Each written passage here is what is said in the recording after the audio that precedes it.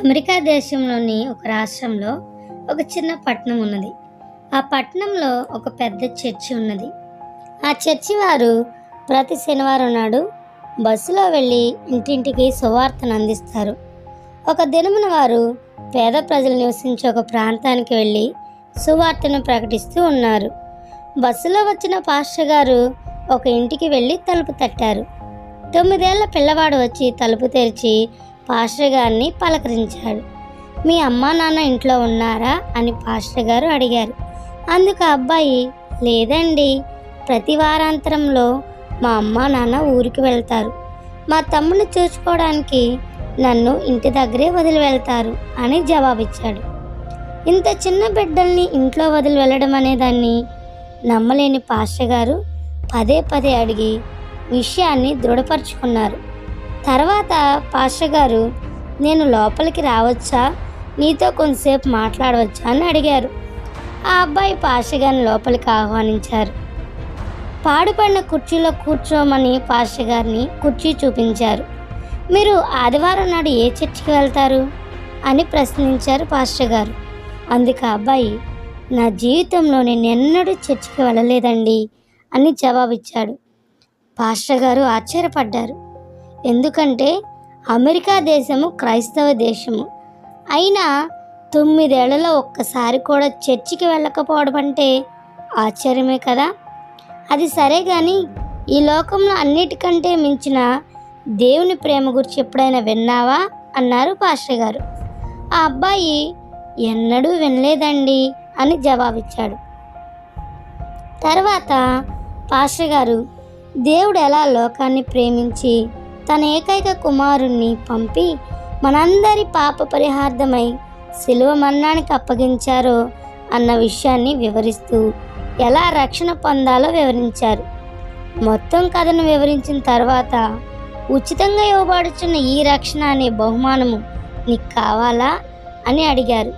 అప్పటికే హృదయం కరిగించబడినందున ఆ 9 ఏళ్ల అబ్బాయి పాస్టర్ గారితో పాటు మోకరించి తన పాపం నొప్పుకొని యేసు ప్రభువుకు హృదయాన్ని తెరిచి ఆయన ఇచ్చిన రక్షణను సంపాదించుకున్నాడు.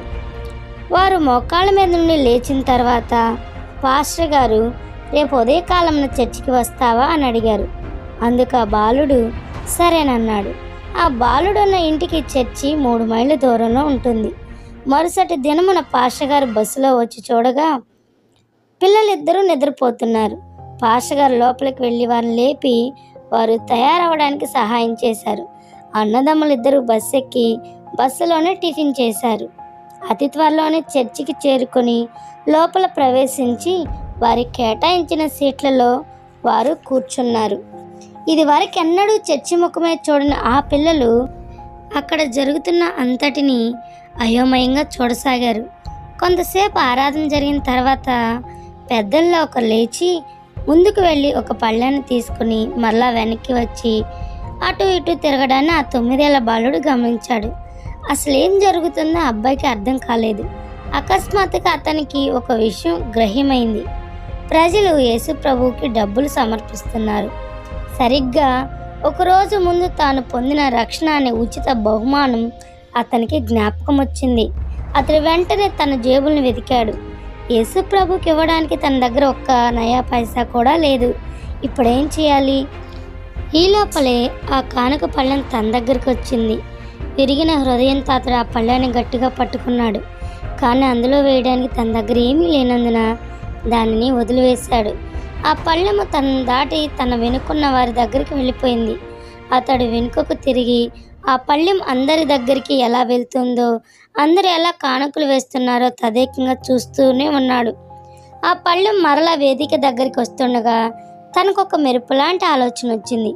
9 ఏళ్ల ఆ చిన్న బాలుడు తటాలున లేచి నిల్చున్నాడు. 8 వరుసలు వెనక్కి వెళ్ళి కానుక పట్టుచున్న ఆ సంఘ పెద్ద కోటు పట్టుకున్నాడు. దయచేసి ఆ పళ్ళాన్ని ఇంకొకసారి నాకు ఇవ్వండి అని బ్రతిమాలుకున్నాడు. సంఘ పెద్ద పళ్ళాన్ని ఆ బాలుని చేతికిచ్చాడు. అతడు ఆ పళ్ళాన్ని తీసుకొని తివాచీ మీద పెట్టి పళ్ళెం మధ్యలో నిలబడి తన తలను పైకెత్తి, యేసు ప్రభువా, నీకు సమర్పించడానికి నా దగ్గర ఏమీ లేదు.